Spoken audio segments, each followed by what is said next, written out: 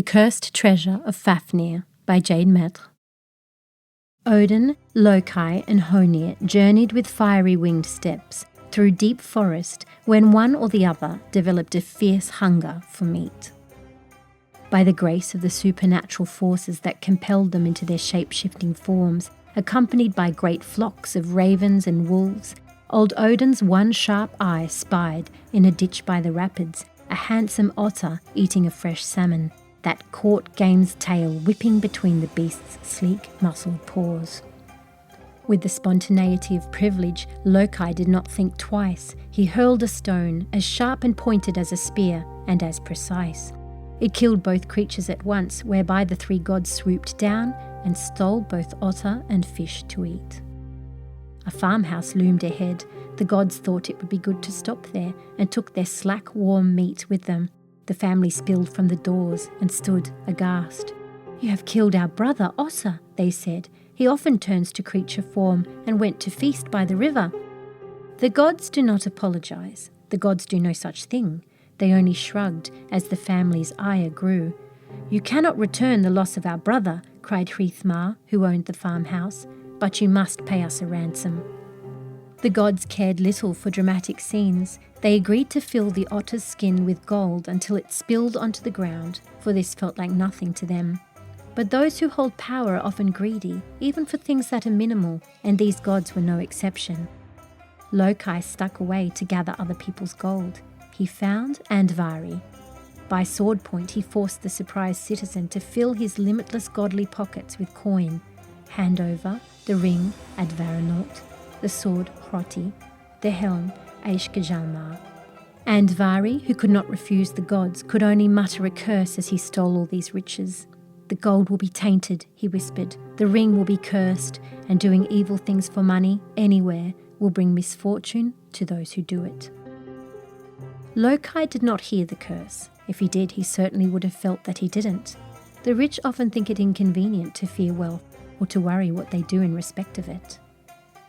He handed the otter skin, spilling with riches, to Hreithmar. Immediately his son Fafnir smelled the riches. The odour of iron and pomegranate, salty and sweet, drove him to madness. When the gods had gone, he plunged a sword in his father, stole the treasure, and fled. Fafnir found a cave, dark because it was joyless and the sunshine did not wish to enter. Cold because it was subterranean and no animals braved into it. Lonely because Fafnir now feared everyone would do exactly what he had done and steal his cursed treasure.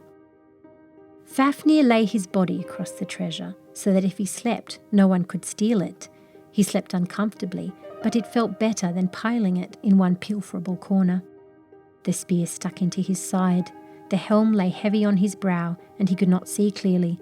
His tongue tasted of gold pieces, which he tried to swallow, thinking they would be far safer in his belly than the ground. They cracked his teeth, sliced his throat, and lay like lumps in his stomach. All this thinking of the gold, this protecting it, this singular focused lust for it, began to change the shape of Fafnir. His squat form lengthened, sinew-like, and he became something like a dragon, something like a worm.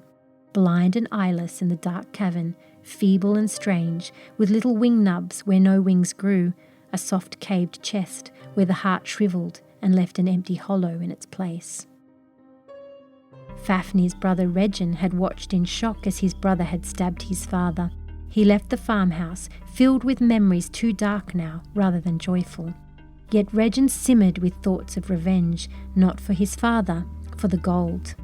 In the meantime, he worked out his anger through employment as a smith for the king, hammering weapons and looking after a boy called Sigurd, who sat by the fire as the embers rang hard in the air, small face glowing, wanting stories of adventure and courage. "You listen to stories, but will you create your own?" Regin asked. "Here, I am forging a sword called Gram for you. If you wish to be brave, take the sword and dig a trench by the dark cavern where Fafnir now straddles his gold. When he emerges to drink, pounce from the ditch and strike his soft belly with steel.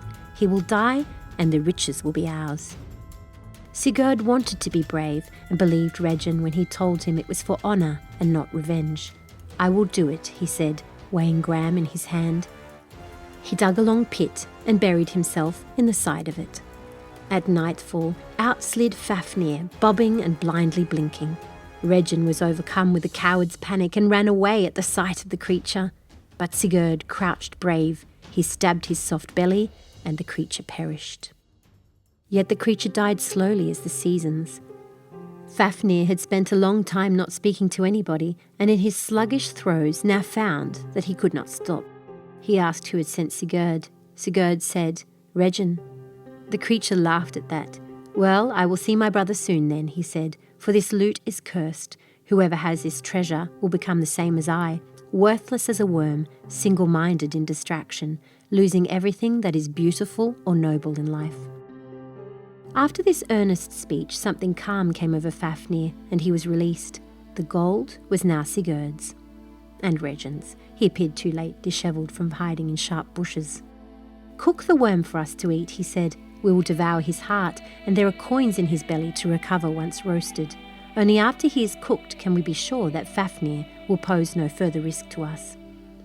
Regin went to clean his face and hands. Sigurd roasted the worm, and pulling it from the fire, touched it to check it was cooked.